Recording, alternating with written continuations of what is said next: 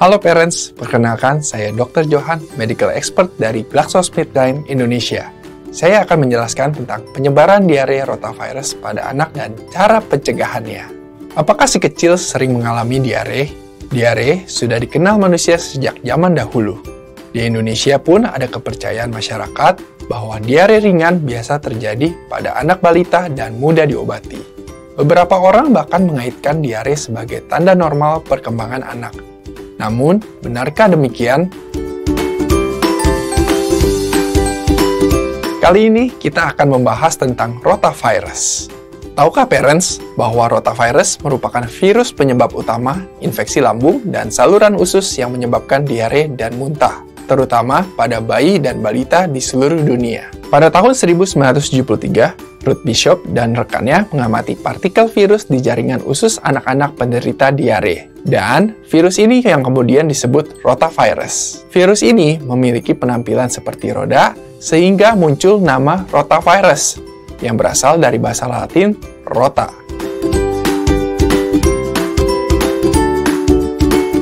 Bagaimana penularan rotavirus terjadi?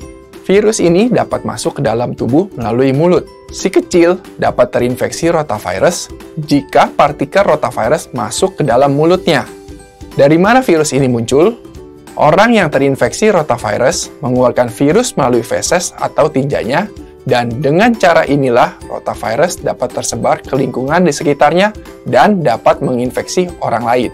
Virus ini bisa tersebar jika tangan parents atau si kecil terpapar kotoran orang yang terinfeksi rotavirus dan tanpa mencuci tangan terlebih dahulu memasukkan tangan ke dalam mulut, atau parents atau si kecil bisa saja menyentuh benda atau permukaan yang terkontaminasi lalu memasukkan jari ke dalam mulut atau juga memakan makanan yang terkontaminasi. Gejala-gejala yang ditimbulkan rotavirus pada anak antara lain diare, muntah, dan demam, yang dapat menjadi penyebab dehidrasi, yang bisa sangat berbahaya bagi bayi dan anak kecil. Orang yang terinfeksi rotavirus umumnya mengeluarkan partikel rotavirus dan dapat menulari orang lain saat mereka sudah menunjukkan gejala seperti diare berat, muntah, demam, dan atau sakit perut, dan selama 3 hari pertama setelah mereka pulih. Namun, orang dengan rotavirus juga dapat menginfeksi orang lain bahkan sebelum mereka menunjukkan gejala.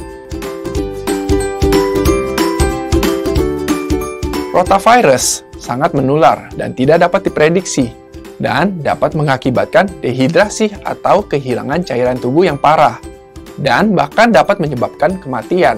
Dilaporkan oleh WHO bahwa setiap tahun diare rotavirus menyebabkan lebih dari 500.000 kematian anak usia balita di seluruh dunia, dan lebih dari 80% diantaranya terjadi di negara berkembang. Di Indonesia sendiri, rotavirus menjadi penyebab 60% diare pada anak balita yang mengalami rawat inap, dan 41% dari kasus diare rawat jalan, sehingga tidak dapat dianggap remeh. Saat ini, tidak ada terapi khusus yang tersedia untuk melawan rotavirus. Seperti diare pada masa anak-anak lainnya, dasar pengobatannya adalah penggantian cairan untuk mencegah dehidrasi, dan pengobatan zinc yang mengurangi keparahan dan durasi diare.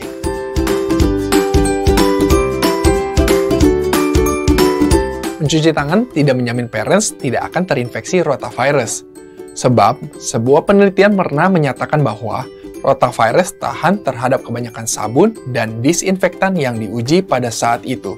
WHO merekomendasikan penggunaan vaksin rotavirus harus menjadi bagian dari strategi menyeluruh untuk mengendalikan penyakit diare, bersamaan dengan pemberian ASI eksklusif, cuci tangan, peningkatan pasokan air, dan kualitas sanitasi. Seperti pemberian vaksin lain, parents disarankan untuk berkonsultasi dengan dokter Anda untuk mengetahui lebih lanjut mengenai kapan waktu yang tepat untuk memberikan vaksin rotavirus serta informasi lainnya mengenai vaksin rotavirus.